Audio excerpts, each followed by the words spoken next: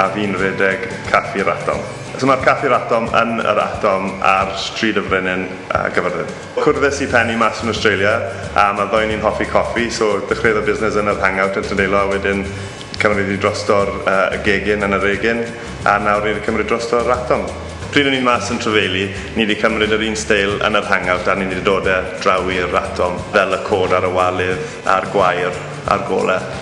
So mae bwydlen Cymraeg dyn ni, so ni'n neud bwyd fel swps a cacennau a brechdannau a ni'n iwso bwyd lleol. Ni'n neud gyd o'r cacennau mewn tu fewn. Mae'n help mawr i'r dysgwyr I dod mas o'r gwersi I gweld sut maen nhw'n tyfu ar y iaith, achos maen nhw'n just dod straight mewn i'r caffi, gael coffi neu bwyd, a os mae rhywbeth maen nhw'n stryglan gyda, mae'n ffyn mynd nôl i'r athrawes wedyn. Mae'r iaith yn bwysig I ni, achos mae rhan o'r bywyd bob dydd yn Llandeilo ar Caerfyrddin.